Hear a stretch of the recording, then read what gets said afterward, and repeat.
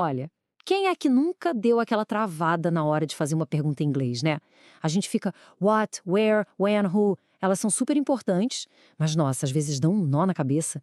Pois é, hoje a gente vai descomplicar isso tudo. E olha, se isso acontece, tá tudo bem, viu? Não tem por que se sentir mal. Essa citação aí na tela mostra exatamente isso. É um desafio super comum, muita gente passa por isso. Mas a boa notícia é que sim, tem um jeito de organizar tudo isso na cabeça. E é para isso que a gente está aqui. O objetivo é exatamente esse: trazer aquela clareza, sabe? Dar umas dicas bem práticas para não errar mais. Bora dominar essas question words de uma vez por todas? Então vamos lá. Bom, vamos começar pelo começo, né? O básico do básico.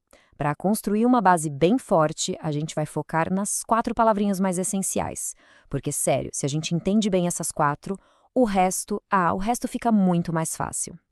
Então, vamos lá com o famosíssimo what. A gente usa o what para perguntar sobre informações mais gerais, sabe? Tipo coisas, o que alguém está fazendo, descrições. É aquela pergunta bem aberta. O exemplo what do you do é clássico, né? Perguntando sobre a profissão da pessoa. E agora, olha só, essa dica aqui é de ouro. É tipo um truque para nunca mais esquecer. A ideia é criar uma âncora na nossa mente. Bateu aquela dúvida sobre o what? Pensa na hora em what's your name? Todo mundo conhece essa pergunta, né? Então, associar o what a essa frase ajuda a fixar o uso dele, que é uma beleza. Beleza, agora o who. Esse aqui, gente, é super direto, sem segredo. Perguntou com who, a resposta vai ser sempre uma pessoa. Ou, sei lá, um grupo de pessoas. Simples assim, who é para saber quem. Seguindo o baile, para falar de lugar, a gente usa where. Quer saber a localização de alguma coisa ou onde alguém tá? É where. O exemplo where do you live é perfeito para isso. Pergunta sobre onde a pessoa mora, um lugar. E para fechar o nosso quarteto fantástico aqui, o when. When é para perguntar sobre tempo. Quando? When is your birthday? É um exemplo que todo mundo entende. Muita gente confunde when e where, mas o macete é simples. When é tempo, where é lugar. Fechou? Ah, e só um detalhe rápido sobre a estrutura, tá? Geralmente, a ordem é essa aí. Primeiro a question word, depois um verbo auxiliar tipo do ou is, aí vem o sujeito e, por fim, o verbo principal. Isso ajuda a gente a montar a frase direitinho na cabeça.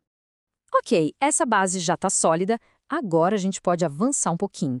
Vamos ver como perguntar o motivo e o jeito das coisas. Why? Bom, why é o nosso porquê. O de pergunta, sabe? Direto e reto. A gente usa para saber a razão, a causa de alguma coisa. E fica a dica, quase toda pergunta com why vai ter uma resposta que começa com because. É o par perfeito. Agora o how. O how é sobre como, o jeito, a maneira, a condição de alguma coisa. A pergunta mais famosa do mundo que usa how é how are you, né? Que quer saber justamente como a pessoa está, a condição dela. Certo, agora vamos entrar numa parte que costuma dar um nó na cabeça de muita gente. Vamos resolver umas confusões clássicas de uma vez por todas. A grande questão, what ou which? Porque os dois podem ser traduzidos como qual, né? A diferença está no contexto. Pensa assim, what é um cardápio gigante com infinitas opções. Which é quando o garçom te dá 2 ou 3 opções para escolher.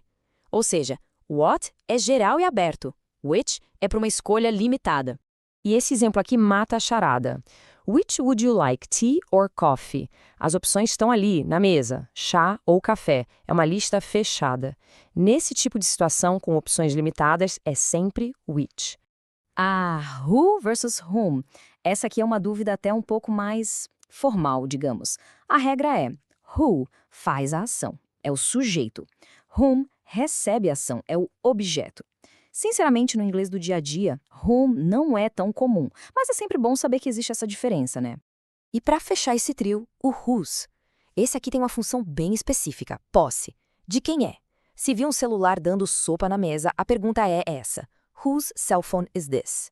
Whose é sempre sobre a quem algo pertence. Ok, agora a gente vai ver o poder de uma palavrinha. How. Ela é tipo um camaleão, sabe? Porque ela se junta com outras palavras e, boom, cria um monte de perguntas novas e super úteis. Olha só as combinações mais comuns que a gente tem. Juntando how, dá para perguntar sobre idade, com how old, sobre quantidade, com how many ou how much, sobre duração, com how long, e até sobre distância, com how far. Cada uma delas abre uma porta nova na conversa. Aqui a gente vê bem organizadinho. How old para idade, how long para duração, how far para distância. Mas o ponto que mais pega é a diferença entre how many e how much. O segredo é, how many é para coisas que a gente consegue contar, tipo 1, 2, 3 livros. Já how much é para coisas que a gente não conta, como água, açúcar ou dinheiro. Essa é a chave. Beleza, vimos um monte de coisa. Mas aí fica a pergunta, né? Depois de tudo isso, como é que a gente faz para memorizar de verdade, para não esquecer mais? Bom, tem um segredo para isso. E o segredo é esse aí na tela. Essa é, talvez, a dica mais importante de todas. A ideia não é tentar decorar a palavra solta, tipo ficar repetindo where, where, where. Não. O truque é memorizar uma pergunta em tela que use essa palavra. O ponto crucial é exatamente esse, criar essas frases âncora que a gente já falou. Para what, a gente ancora com what's your name. Para where, pode ser where are you from. Essas frases inteiras dão contexto, dão sentido, e aí a memorização fica, nossa, muito mais fácil, muito mais natural. E para a gente fechar, fica essa pergunta final. É mais uma reflexão. Usando o que a gente acabou de ver, vale a pena parar e pensar na resposta. Afinal de contas, entender o nosso próprio porquê, o nosso why, essa é sempre a maior de todas as motivações.